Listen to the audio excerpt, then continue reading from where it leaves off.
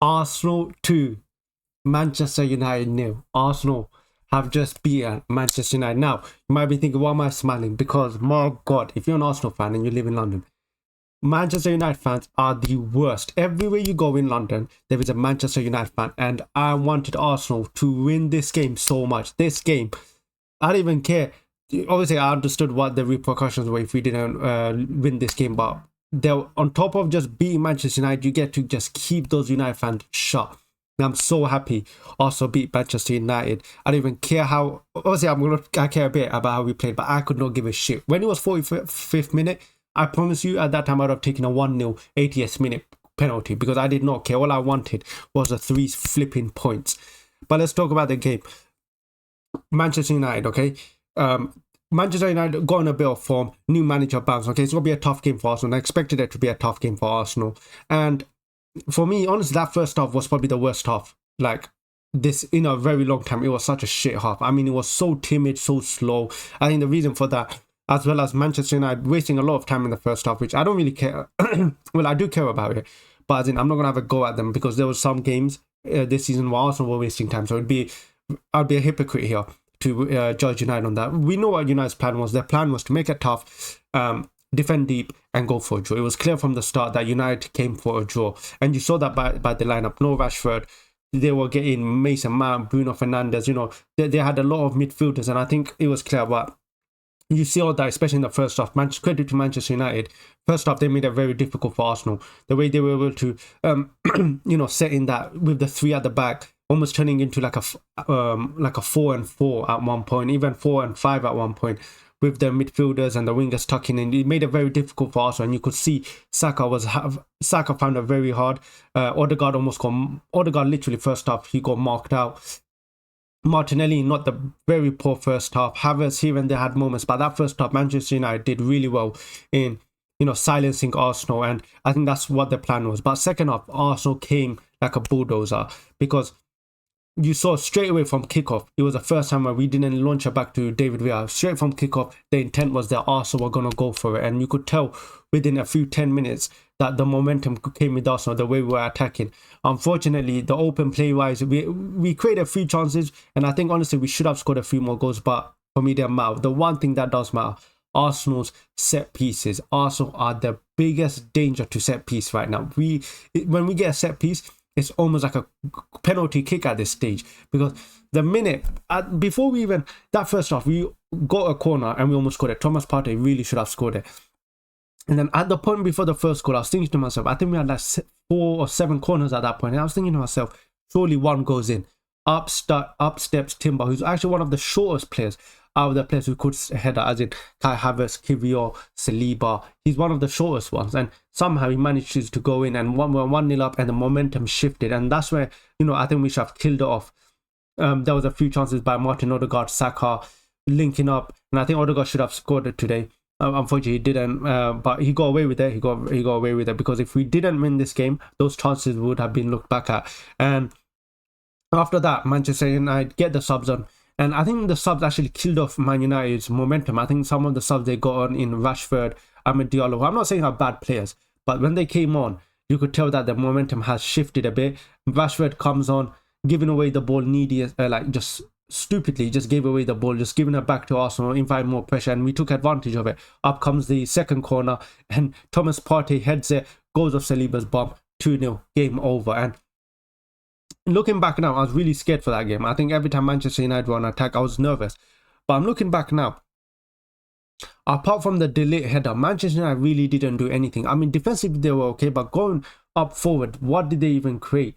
They would go up there, they would realize that they're outnumbered because they don't want to commit too much because they were worried about Arsenal scoring. So they just passed it back, and sooner than later, you know that the ball is now back to Onana with the goal kick. And Onana, by the way, oh my God. I know I didn't say I'm going to complain about wasting time, but this guy, the replays would play, and this guy still has the ball. He still hasn't kicked it. It's still a goal kick, or, it's still he hasn't released it. The amount of time he's done, and I'm so surprised he didn't get a yellow card. Harry Maguire today, oh my God. The amount of times this guy kept fouling Odegaard, you could tell what Harry Maguire's role was. It was to make it as difficult as he can for Martin Odegaard. Every time Martin Odegaard had the ball, you could tell he was just bodying him for no absolute reason, even when he didn't have the ball. And he got a yellow card. I can't believe he had the audacity to complain as well. The guy literally, there's a ball already on the pitch. You can see your keeper has the ball. For some reason, you decide to get another ball on the pitch and you're complaining it's a yellow card. How stupid are you? Apart from that, like I said, open play. We deserve the win. No, if you're a United fan, if you say you deserve the draw, you're clearly deluded, because that second half, Man United did nothing, like literally nothing.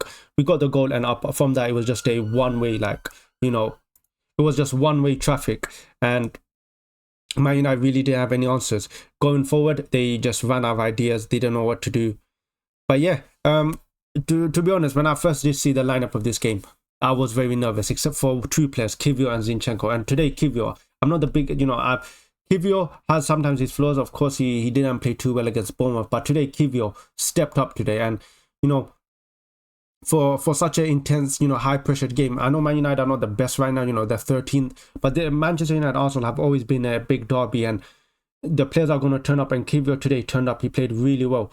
Zinchenko, he played okay. He had some decent moments, but defensively he still has those like just lapses of concentration, where at one point he gave Diallo a unnecessary stupid free kick, got a yellow card and had to get taken off. That's where, you know, Thomas Partey came in, Timber, you know, goes right back, left back, wherever he is. But apart from that, look, I'm very happy for the win, especially because Liverpool have dropped points, and if Arsenal were to drop points with Liverpool dropping points as well, it would have been such a big disappointment. It would just have been typical Arsenal, but we managed to get the win because the pressure was on us. Ultimately, I've always said it, for Arsenal to win the league, we have to go flawless. We have to be flawless, and that means winning every single game, no draws, nothing. A draw at this stage is equal to a loss, so Arsenal cannot drop any points, and we had to win today, and we did, especially when you saw Liverpool drew.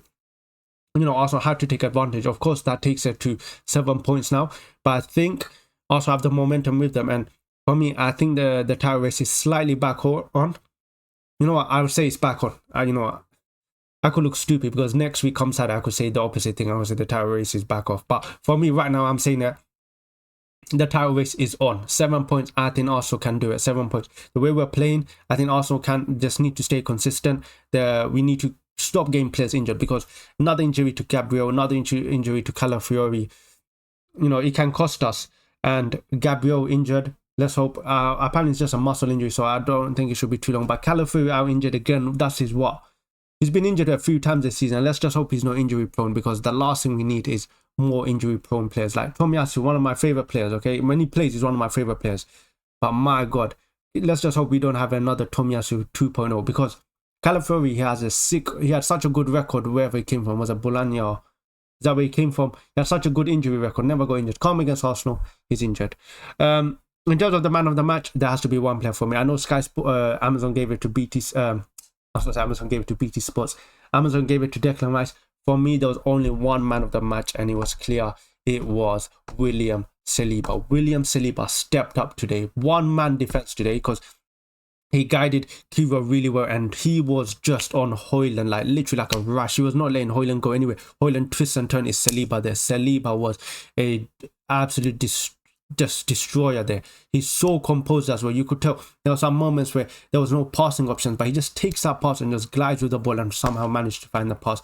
There was even a time where him and Rashford went on a bit of a one-on-one race, and he won the ball. So William Saliba, for me, man of the match. What a performance. What a player, man. What an absolute unit. Declan Rice as well deserved as well. Corners, like I said, here's corners. Set pieces, I'm telling you now, set pieces like a penalty kick right now for Arsenal is so OP. I don't know how we manage to do it every time, and it still hasn't been figured out. But the way we are on corners, man, as a fan, I'm like, at least it's going to be a goal, or at least it's going to get close to it. And for me, if we scored another one, that would have just been the cherry on the cake. But today we beat United, man. They got absolutely slapped up. Like, honestly, what did they offer us? Nothing. They came for the draw. They got beaten. Now off you guys go. But yeah, onto Arsenal, we just need to carry on. We need to carry on winning. We need to build on this momentum. Arsenal cannot afford to drop any points, and I'm sure that the points will drop. Liverpool have more tough games, but one thing for Arsenal, Arsenal need to focus on their games and just keep winning, keep building on this momentum, and let's just hope that Arsenal's key players do not get injured. No more injuries. Absolutely no more injuries. Last thing, Trossard and Martinelli. Martinelli had such a poor game. I'll be honest, he did have a good game today. I think Arteta is doing what is the best thing. I think these two just need to rotate. ultimately both of them are not good enough to keep a starting 11. And I think Martinelli and Trossard just need to rotate. When one's having a good game, that one starts. Minute he drops off, the other one comes on. That left wing position is just not up for, like, no one. It's not set in stone. Both just need to rotate, because Trossard comes on, looked a bit better than Martinelli, and honestly, I think Martinelli really should have done better with a few chances he got. But yeah, like I said, big win for Arsenal. And I'm so happy. All those United fans get to shut up, man. I'm so tired of these United fans just chatting nonsense every flipping day. I don't even know where they are, but they just chat so much nonsense. You would think they're top of the league or something. You know, Ruben Amorim. Oh, it was just so good to just close that all, especially the way we scored as well. You just know that's gonna haunt them even more, the set pieces. But yeah, here's what it is. Remember to like the video, remember to subscribe, and I'll catch you guys in the next video.